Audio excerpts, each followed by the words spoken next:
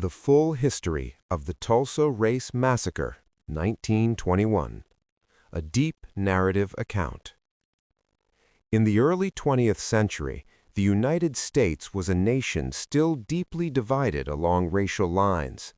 Though slavery had officially ended decades earlier, the systems that replaced it, Jim Crow laws, segregation, and racial violence, continued to shape the everyday lives of Black Americans. Yet even within this harsh reality, there were places where Black communities not only survived, but thrived. One such place was Greenwood, a neighborhood in Tulsa, Oklahoma. Its story and its tragic destruction would become one of the most devastating and long-suppressed chapters in American history. The Rise of Greenwood, Black Wall Street. Greenwood was not just another neighborhood. It was a symbol of Black excellence, independence, and economic success at a time when opportunities were heavily restricted. Founded in the early 1900s, Greenwood quickly developed into a prosperous district. Black entrepreneurs, doctors, lawyers, teachers, and business owners built a self-sustaining community. Because segregation laws prevented Black residents from shopping or doing business in white-owned establishments, money circulated within Greenwood. This led to the growth of a strong local economy.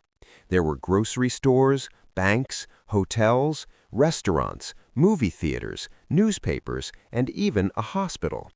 The community became so successful that it earned the nickname Black Wall Street.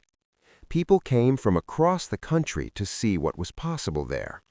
Greenwood was not just economically strong, it was culturally vibrant. Jazz music filled the air at night. Families gathered in well-built homes, and children attended schools that emphasized pride and education. But this success also drew resentment. The racial climate of the time. To understand what happened in Tulsa, one must understand the broader environment of the United States in the early 1900s. This was a period marked by intense racial hostility.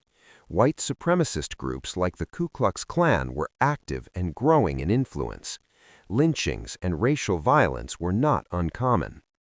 World War I had recently ended, and many Black soldiers returned home expecting greater respect and rights after serving their country.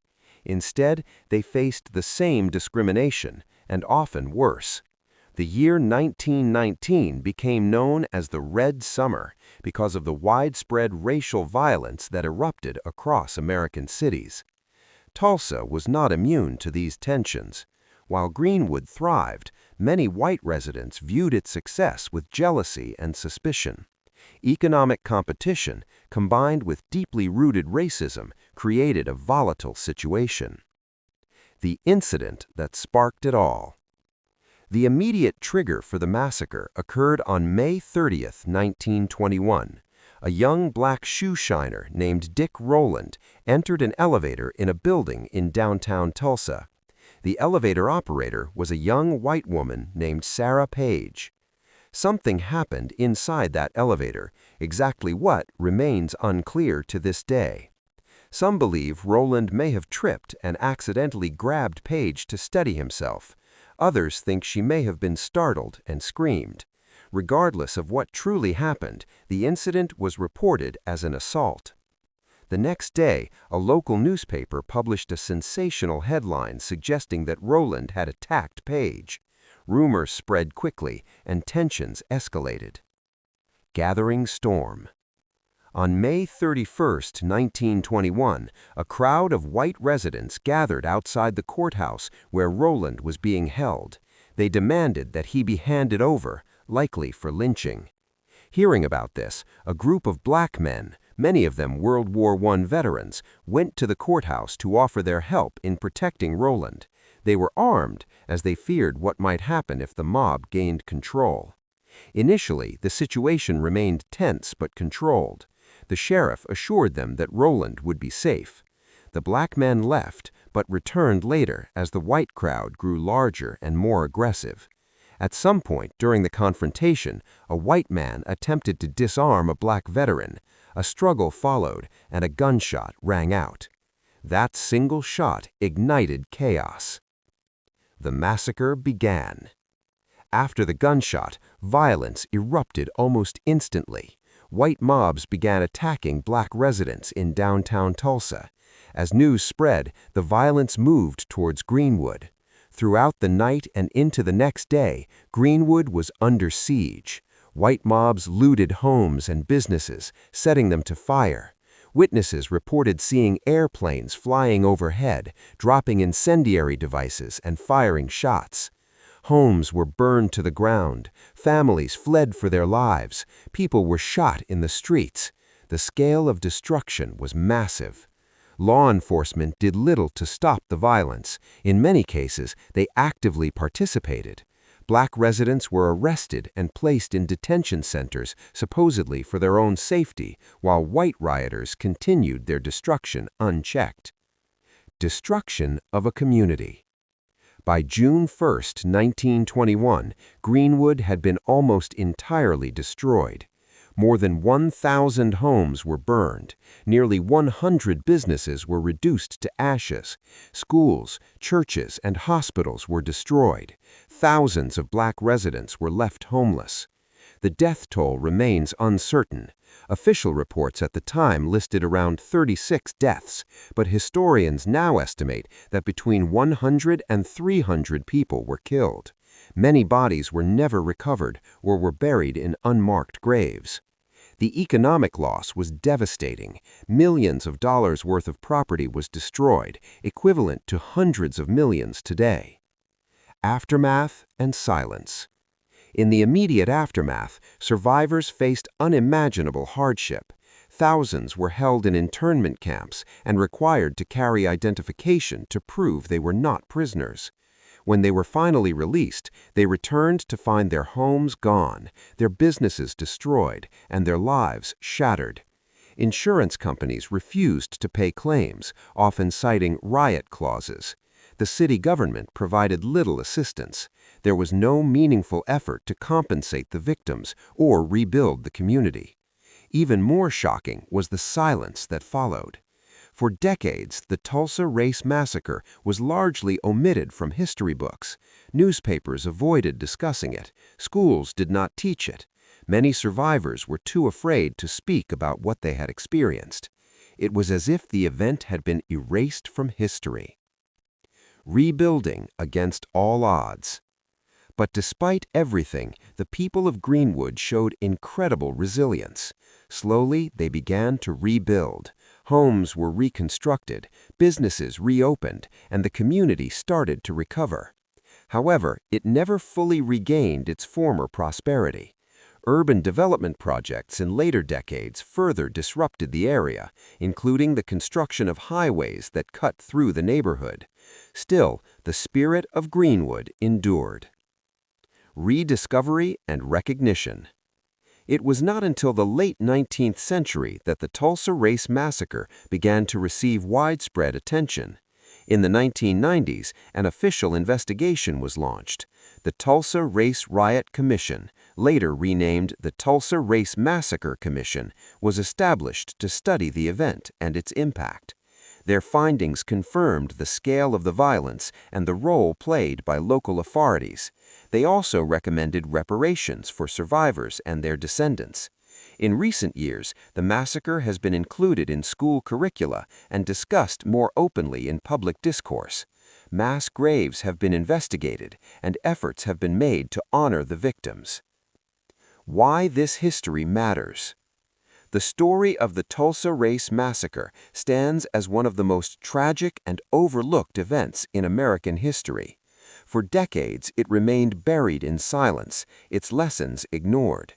Today, as more people learn about what happened in Greenwood, there is an opportunity to reflect, to acknowledge the past, and to ensure that such events are never forgotten. History is not just what is written in books, it is what we choose to remember. And the story of Tulsa is one that must be remembered. The Tulsa Race Massacre, Part 2. Deep Aftermath, Hidden Truths, and generational impact. The days after the flames. When the fires finally died down in early June of 1921, the Greenwood district no longer resembled the thriving community it had been just days before. What once stood as a powerful symbol of Black economic independence had been reduced to ashes, smoke, and silence. Survivors walked through streets that were no longer streets, just paths of debris and charred remains. Familiar landmarks were gone. Homes that once held generations of memories were now piles of burnt wood and broken bricks. The smell of smoke lingered in the air for days, mixing with grief, fear, and disbelief. But what made the situation even more devastating was not just the destruction, it was what came next. Mass arrests of the victims. In one of the most disturbing aspects of the aftermath, Black survivors were not treated as victims. Instead, many were treated as suspects. Thousands of Black residents were rounded up by authorities and taken to detention centers. These included convention halls, fairgrounds, and open spaces surrounded by guards. Some estimates suggest that over 6,000 Black individuals were detained. They were forced to carry identification tags, almost like prisoners of war, just to move freely within their own city. Armed guards monitored them. To be released, many had to be vouched for by white employers or citizens. Meanwhile, those who had participated in the destruction faced little to no consequences. The failure of justice. In the days and weeks that followed, there were calls for investigations. There were promises of justice, but those promises quickly faded. A grand jury was assembled to examine the events. However, instead of holding the white mobs accountable, the blame was largely shifted onto the Black community. The official narrative suggested that the violence had been provoked by Black residents themselves. No significant prosecutions were carried out against those who had burned homes, looted businesses, or killed innocent people. Justice, in this case, was not just denied, it was reversed. The economic betrayal. For the survivors, rebuilding their lives required financial support. Many had insurance policies that should have helped them recover their losses, but insurance companies refused to pay. They used clauses that excluded coverage for damages caused by riots. Since the event was labeled a riot rather than a massacre, claims were denied across the board. This decision crushed any immediate hope of rebuilding. Families who had lost everything received nothing. The economic damage extended far beyond 1921. Generational wealth, homes, businesses, savings was wiped out overnight. The long-term financial impact on Black families in Tulsa would be felt for decades. Attempts to erase Greenwood. Instead of helping rebuild Greenwood, city officials took steps that suggested a different agenda. There were proposals to rezone the area for industrial use. New building codes were introduced that made it extremely difficult for former residents to rebuild their homes. These codes required expensive materials and construction methods that many survivors simply could not afford. It seemed as though the city wanted to prevent Greenwood from ever rising again. However, the community resisted. Rebuilding through determination.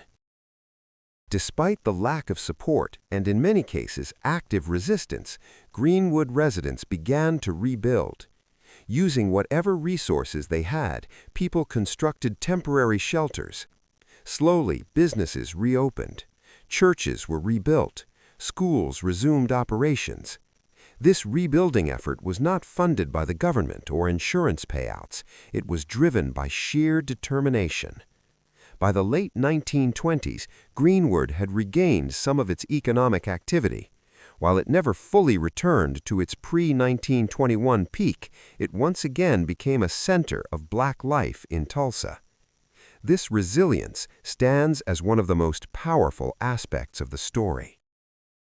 The long silence. Perhaps one of the most shocking elements of the Tulsa Race Massacre is not just what happened, but how it was forgotten. For decades, the event was largely absent from public memory. It was not taught in schools. It was rarely mentioned in newspapers. Many official records were lost or destroyed. Survivors often chose not to speak about it. Some feared retaliation. Others found the memories too painful. Parents did not tell their children. An entire generation grew up without knowing what had happened in their own city. This silence was not accidental. It was a form of erasure. Psychological impact on survivors. The trauma experienced by survivors did not end with the physical destruction. It continued in the form of psychological scars. Many lived with nightmares and flashbacks, fear of authority, distrust of institutions, anxiety about safety and stability. Children who witnessed the violence carried those memories into adulthood. Families passed down not just stories, but also fear. This type of trauma, often referred to today as generational trauma, affected not just individuals, but entire communities. The role of media. At the time of the massacre, newspapers played a critical role in escalating tensions. The initial report about the elevator incident was sensationalized.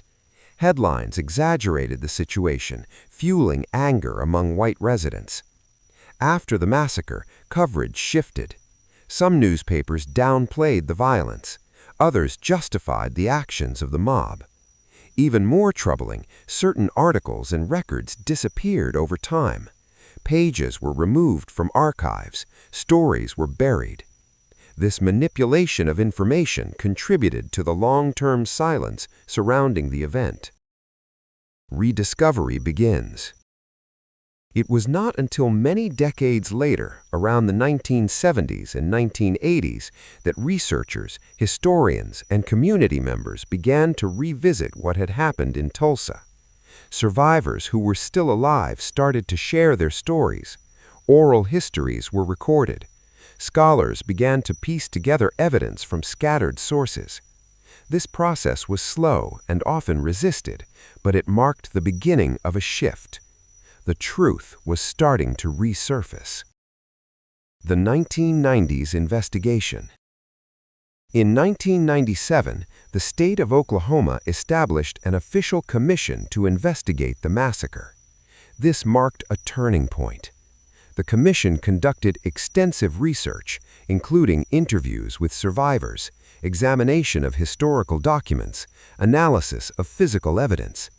Their findings confirmed that the event was far more violent and destructive than previously acknowledged. They also concluded that local authorities had failed to protect Black residents and in some cases had contributed to the violence. Recommendations and controversy. The Commission made several recommendations, including financial compensation for survivors, scholarships for descendants, economic development programs for the Greenwood area. However, implementing these recommendations proved difficult.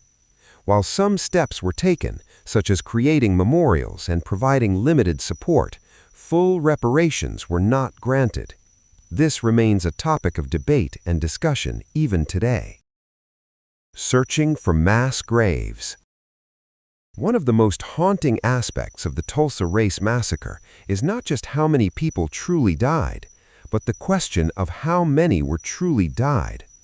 For years, there were rumors of mass graves, locations where victims had been buried without records or markers. In recent years, efforts have been made to locate these sites using modern technology. Ground-penetrating radar and archaeological excavations have been used to identify potential burial areas. These investigations are ongoing, and they represent an attempt to bring closure to a painful chapter. Greenwood today. Today, the Greenwood district still exists, but it is very different from what it once was. There are memorials and museums dedicated to preserving the history of the massacre. Efforts have been made to honor the victims and educate future generations. At the same time, the area continues to face economic challenges. The legacy of 1921 is still visible, not just in buildings, but in opportunities that were lost. Generational impact. The destruction of Greenwood did more than eliminate homes and businesses. It disrupted the transfer of wealth across generations. Families who might have built lasting financial stability were forced to start over with nothing. This had long-term consequences for education, housing, and economic mobility. The Tulsa Race Massacre, Part 3: Hidden Power Structures, Cultural Memory, and the Fight for Justice.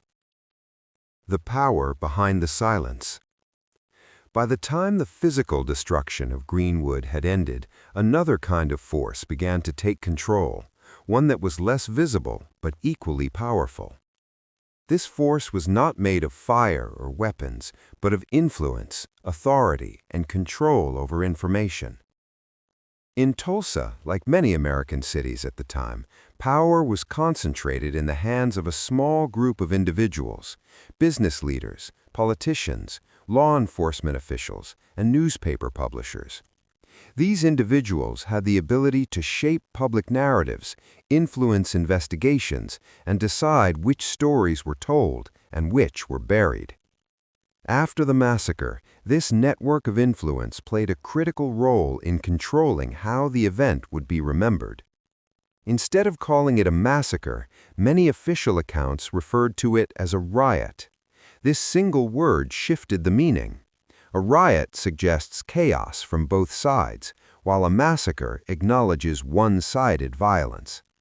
By choosing the word riot, those in power avoided responsibility. Language became a tool of erasure. The role of local government. City officials in Tulsa were not passive observers during or after the massacre. Evidence suggests that their actions, both direct and indirect, helped shape the outcome. Police officers not only failed to stop the violence, but in some cases actively participated in it. Members of law enforcement were reported to have deputized white citizens, effectively giving them authority to carry weapons and act in the name of the law. After the violence ended, city leaders focused less on justice and more on restoring order, an order that did not include accountability. Their priorities were clear: prevent further unrest, protect the city's reputation, avoid financial liability. Justice for the victims was not at the top of the list. Courts and legal barriers. For survivors seeking justice, the legal system offered little hope. Lawsuits were filed against the city and insurance companies. Survivors attempted to claim compensation for lost property, destroyed businesses, and personal injuries. But these efforts faced multiple obstacles. Courts dismissed cases on technical grounds. Insurance claims were denied under riot clauses.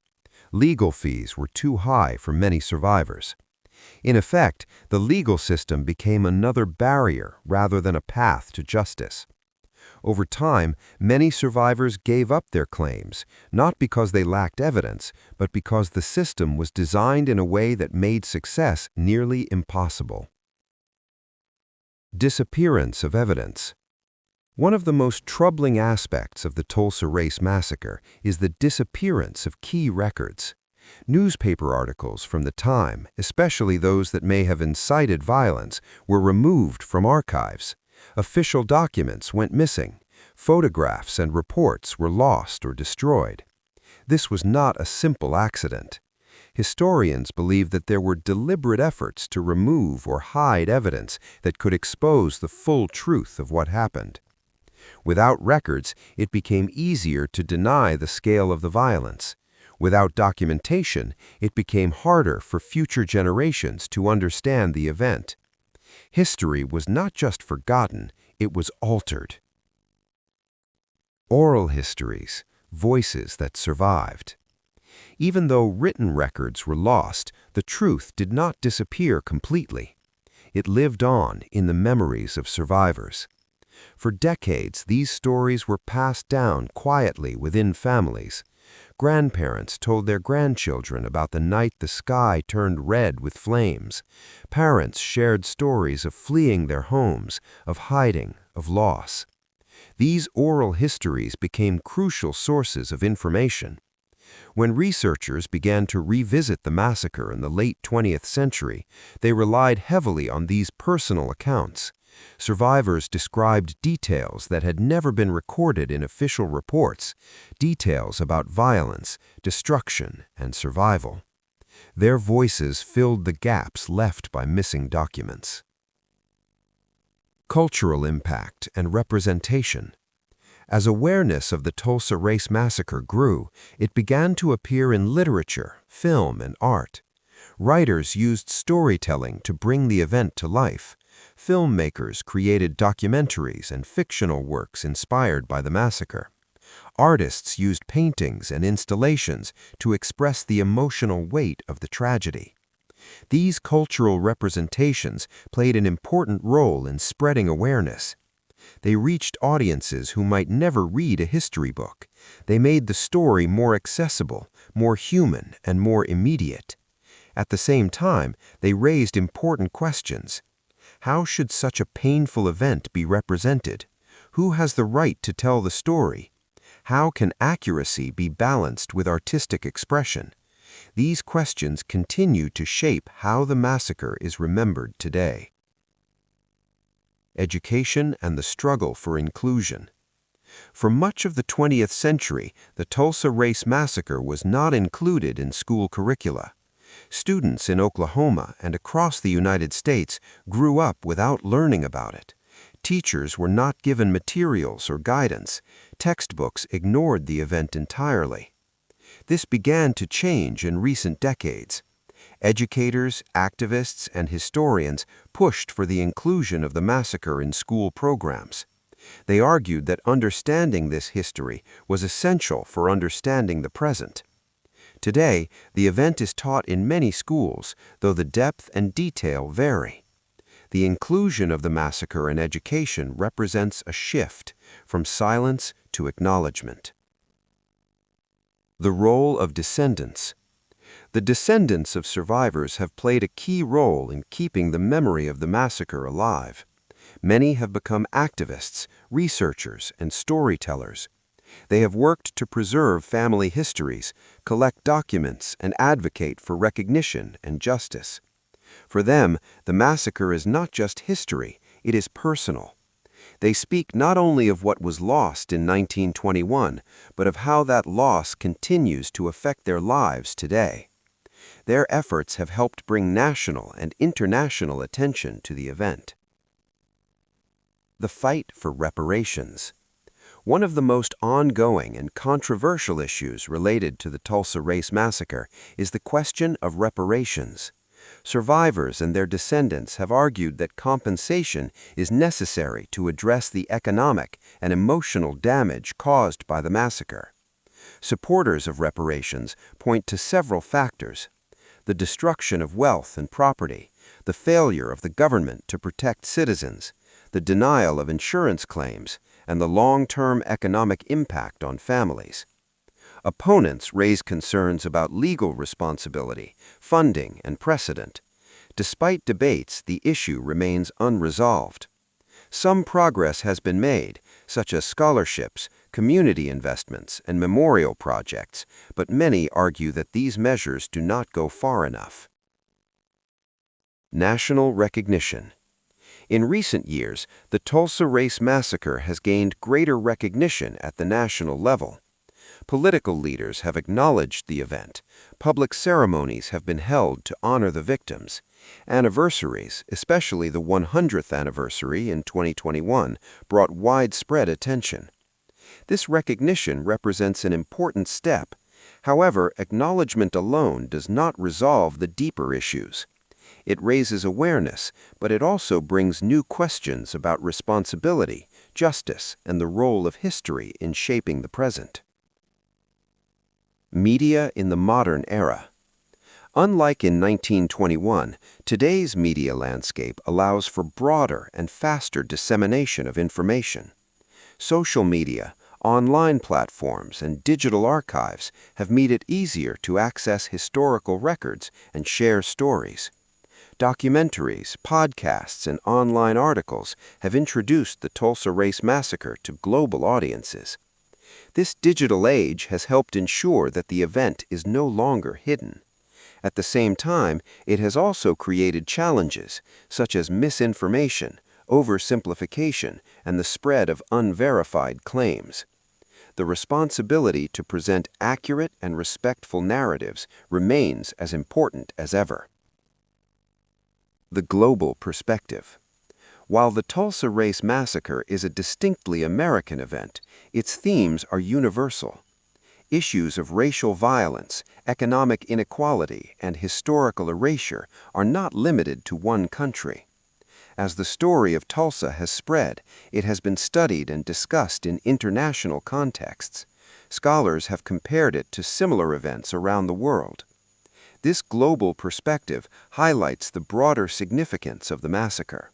It is not just a local or national story, it is part of a larger human history. Memory and memorials. Today, efforts to preserve the memory of the massacre can be seen in physical spaces. Museums, monuments, and historical markers have been established in Tulsa. These sites provide education, reflection, and remembrance. The Tulsa Race Massacre, Part 4. Hidden Economics, Lost Wealth, and the Long Shadow on Modern America. The wealth that vanished overnight. When Greenwood burned in 1921, the destruction was not limited to buildings. It erased wealth in a way that few events in American history ever have.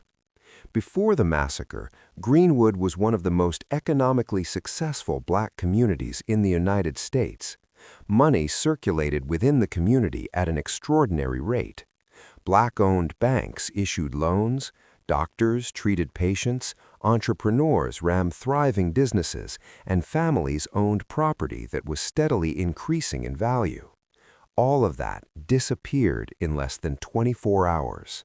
To understand the scale of loss, imagine generations of effort, savings, investments, land ownership, businesses wiped out instantly. Not damaged, not temporarily disrupted, completely erased. The estimated property loss at the time was around $1.5 to $2 million in 1921 dollars. Adjusted for today, that equals hundreds of millions of dollars. But even that number does not capture the full impact. The concept of generational wealth. Wealth is not just about what a person owns, it is about what they can pass down. Before the massacre, families in Greenwood were building generational wealth. Homes that could be inherited, businesses that could be expanded, savings that could fund education, land that could increase in value over time. All of that disappeared in less than 24 hours. Children who might have grown up in financially stable households instead grew up in poverty. Opportunities that should have existed, college education, business ownership, property investment, were suddenly out of reach. This is what makes the Tulsa Race Massacre different from many other historical events. It did not just affect one generation, it altered the economic trajectory of entire family lines. A lost economic model.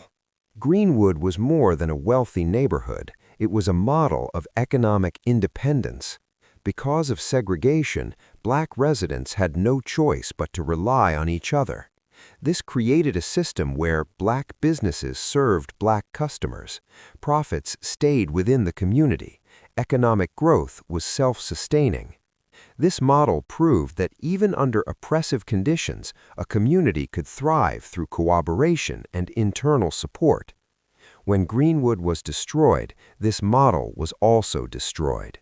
It was not just a loss for Tulsa, it was a loss of a powerful example of economic possibility, barriers to rebuilding wealth.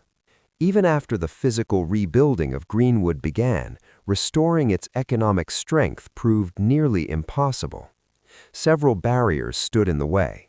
One, lack of capital. Without insurance payouts or government assistance, residents had no financial base to restart businesses. 2. Increased regulation.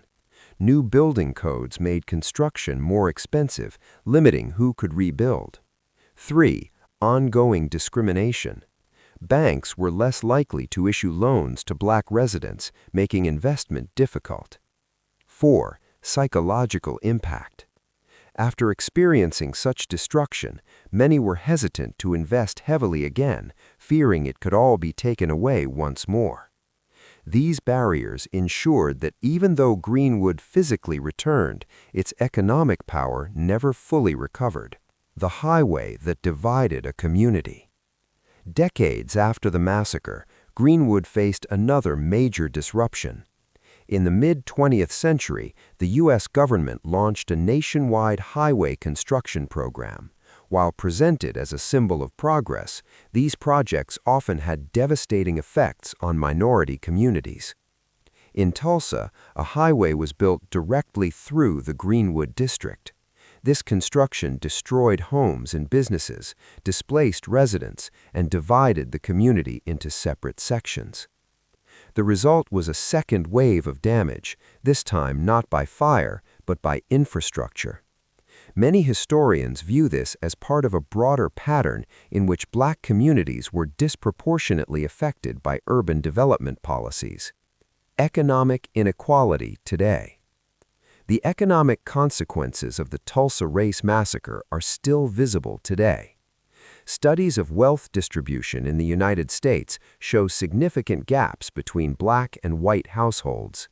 While many factors contribute to this disparity, events like the destruction of Greenwood play a major role.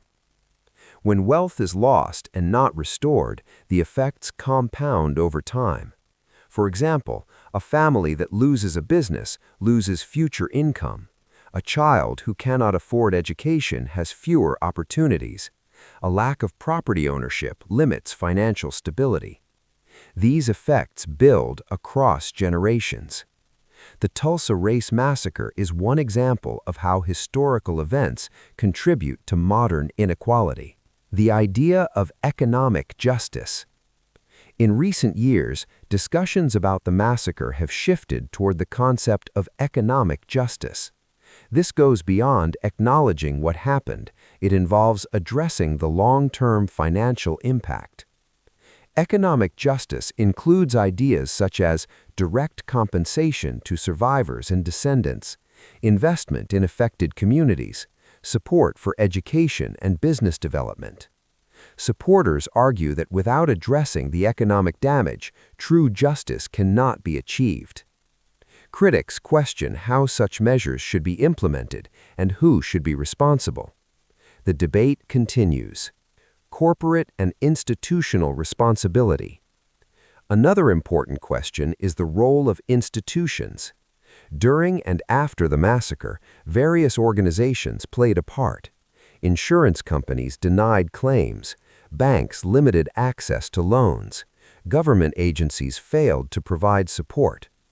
In modern discussions, some argue that these institutions should be held accountable. There have been calls for public apologies, financial contributions to rebuilding efforts, partnerships with community organizations. While some institutions have taken steps in this direction, many believe more needs to be done. The role of education in economic recovery. Education has become a key focus in efforts to address the legacy of the massacre. Scholarships and educational programs have been created for descendants of Greenwood residents. These initiatives aim to provide opportunities that were lost due to the destruction of wealth. Education is seen as a way to break cycles of poverty and create new pathways for success. However, education alone cannot fully replace the wealth that was lost. It is one piece of a much larger solution. Modern revitalization efforts. In recent years, there have been efforts to revitalize the Greenwood district.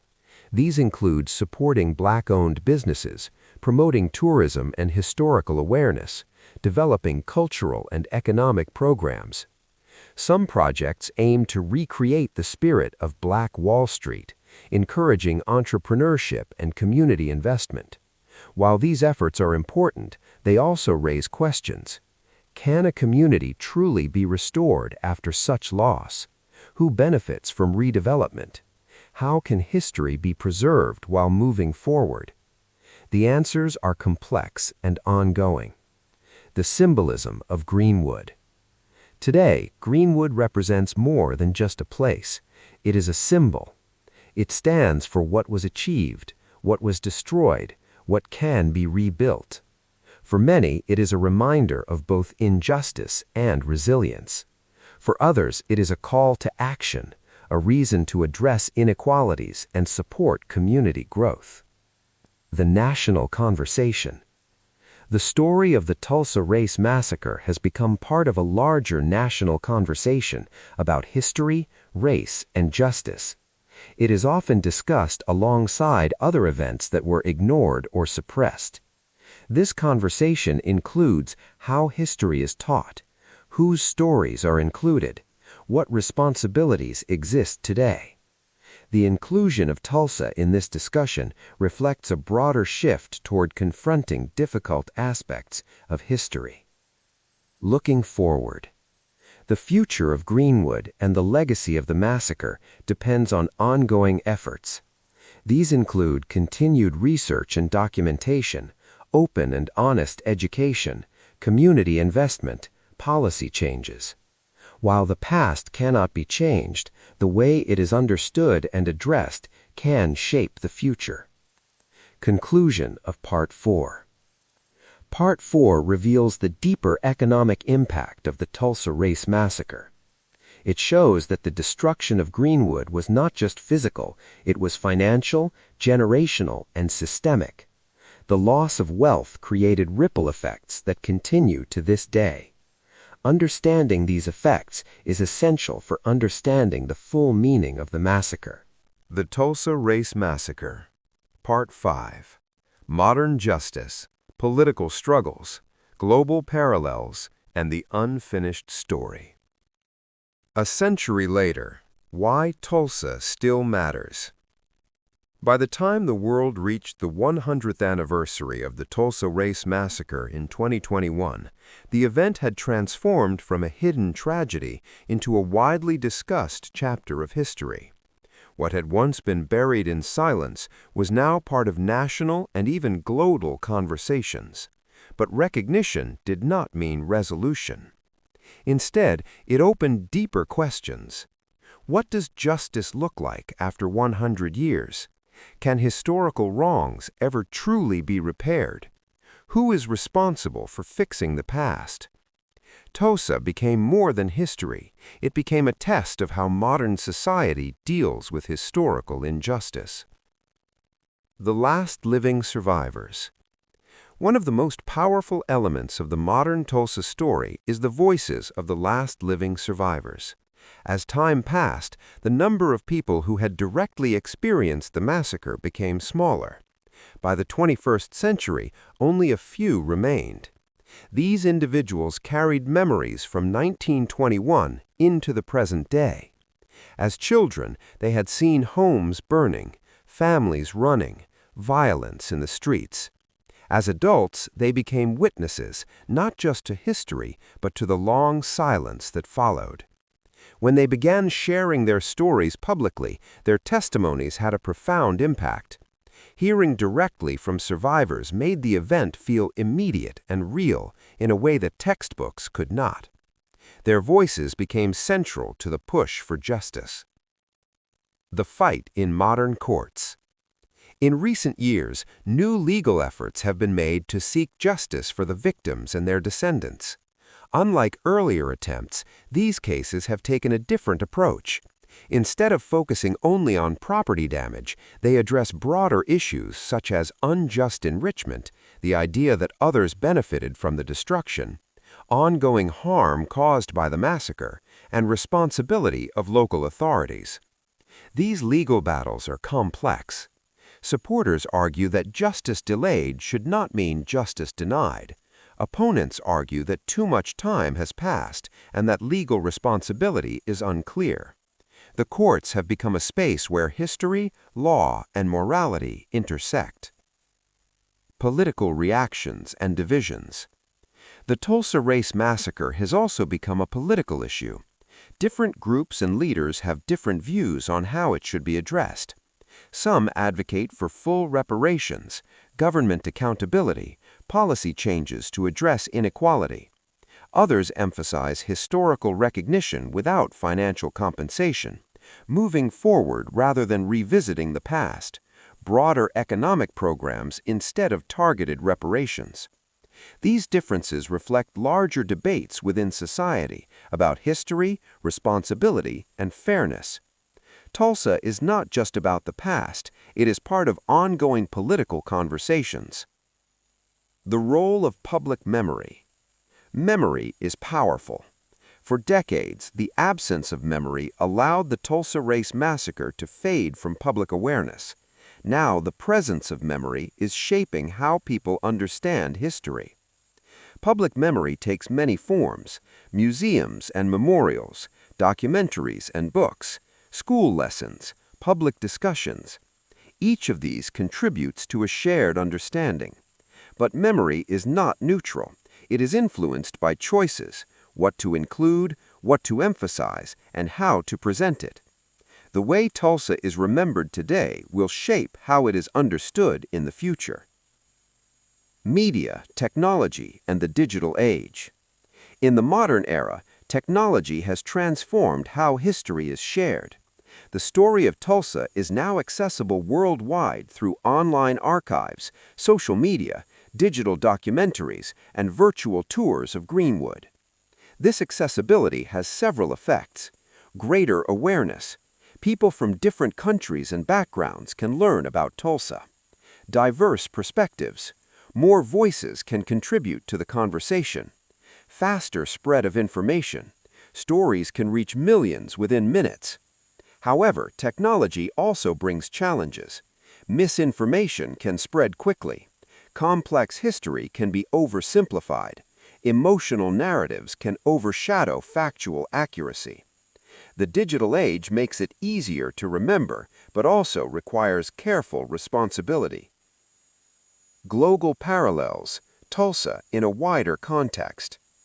Although the Tulsa Race Massacre is rooted in American history, its themes are universal.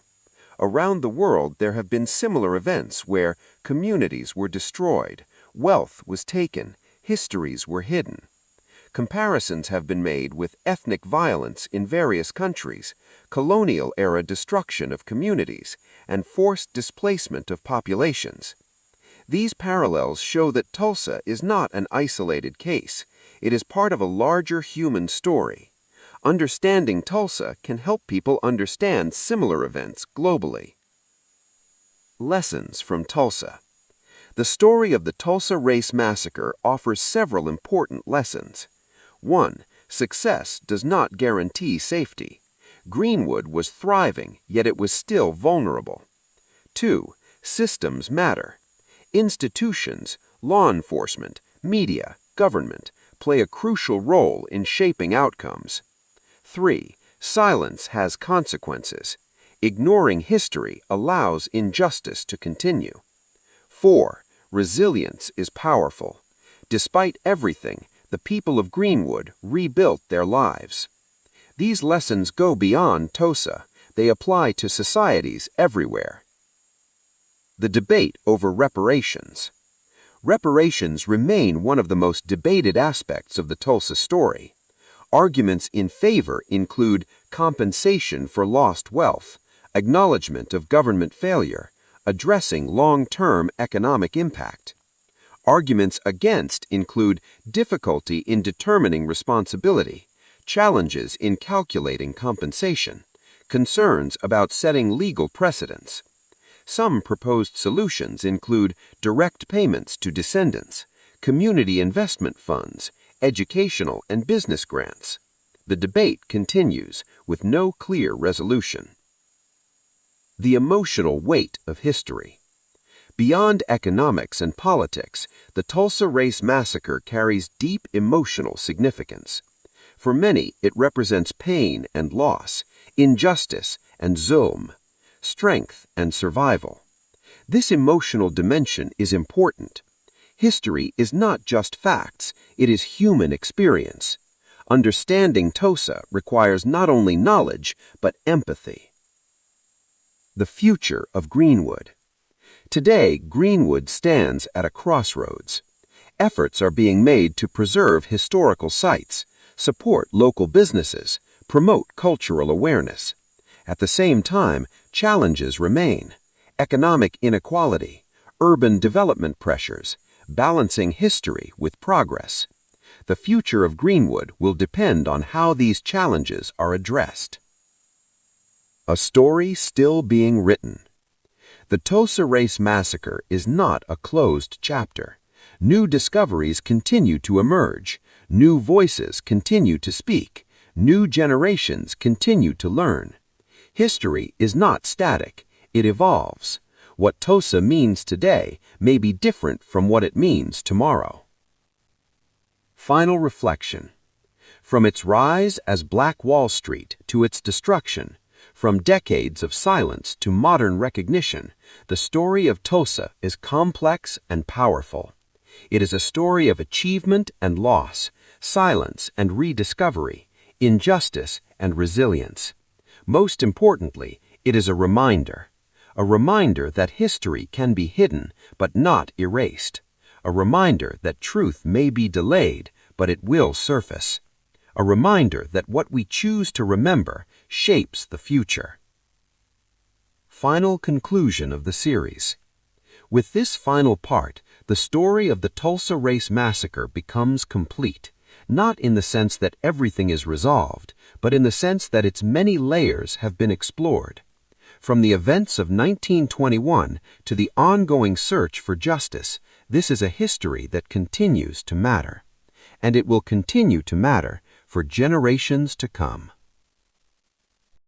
So now something has changed. Not in the village, not in the routine. Everything outside is still exactly the same, but inside, something has started to stay. Not a thought, not an emotion, more like a presence. Thomas woke up again. Same place, same light slowly entering the room, same silence. But this time he didn't move immediately. He just lay there, eyes open, breathing steady, and there it was again, that quiet awareness. Not strong, not overwhelming, just there. Before, mornings would begin without being noticed. Now the beginning of the day could be felt. Not as something new, but as something repeating, and that repetition didn't feel invisible anymore. After a while, he sat up, slowly, not thinking, just moving. He stepped outside. The air felt the same. The sky looked the same. But now, instead of just seeing it, he seemed to register it. Not deeply, just enough to notice that he was seeing it. And then, like always, he started walking. Same path, same ground, same direction. But this time, each step felt slightly more separate. Before, walking was just movement. Now each step could almost be noticed individually, not in a mindful, peaceful way, just in a quiet, almost empty awareness. Step, step, step. No meaning attached, just repetition being seen. At the field, he picked up his tool again. Dig, lift, move, repeat. But now, between each action, there was a space, a very small space, where nothing happened. And in that space, there was that same quiet presence again, not asking anything, not saying anything, just existing. At one point, he stopped, not because he needed to, but because the movement didn't continue on its own for a moment. He stood still, holding the tool, looking at the ground, and then, for the first time, something almost became a full thought. Not clear, not complete, but closer than before. Something like, why this? But it didn't fully form. It didn't turn into a real question. It didn't continue. It just appeared halfway and then disappeared. And he went back to working, like always. Because even when something starts to form, habit is stronger. Back in the village, the same quiet changes continued in others too. People paused more, spoke less, looked longer at simple things. Not with curiosity, not with confusion, just looking. The woman by the water held a piece of cloth in her hand for a long time without moving, not thinking, not distracted, just still. Then suddenly she continued washing, like nothing happened. The blacksmith stopped in the middle of a strike, hammer raised, frozen for a second, then clang. He continued. No reaction, but the pause had been there. And somehow those pauses started to feel like the most real moments of the day. Not the work, not the movement, but the gaps between them. Even time itself felt different now. Before, it passed without being noticed. Now it was present. Not fast, not slow, just there. Like something sitting quietly beside everything that happened. Thomas began to notice the end of things, not in a big way, just small endings. The end of a movement, the end of a step, the end of a breath, each one finishing, and then another beginning. But the beginnings didn't feel important, only the endings stood out slightly, because they created those small empty spaces. And in those spaces, there was that same quiet presence again. One evening, he sat outside again. Same place, same view, but this time he didn't look at anything in particular. His eyes were open, but his attention wasn't fixed. It was wide, like everything was being seen at once, but nothing was being focused on. The sky changed color slowly, light faded, darkness came, and through all of that, he didn't react. He didn't think, it's getting dark. He didn't think anything, but somehow it was all being noticed, without words, without meaning, just happening and being there. At one point, a sound came again, from far away, similar to before, distant, unclear, but this time, instead of just hearing it and letting it pass, he noticed the moment it appeared and the moment it disappeared, the beginning and the end, and the space after. That space felt longer, not actually longer, just more visible. He stayed outside for a long time, longer than any other day, not because he wanted to, but because there was no reason to move. Eventually, he stood up, went inside, lay down, closed his eyes, but again, sleep didn't come immediately. He stayed there, aware of the darkness behind his eyes, of his breathing, of the slight movement of his body, and of something else, the quiet sense that everything he did would repeat. Not as a fear, not as a problem, just as a fact. And for the first time, that fact didn't feel invisible. It felt present, not heavy, not light, just there. After some time, he slept, and the next day came again. But now the repetition couldn't fully hide itself anymore. It was visible, not clearly, but enough to be noticed. And once something is noticed, it doesn't go back to being completely unseen.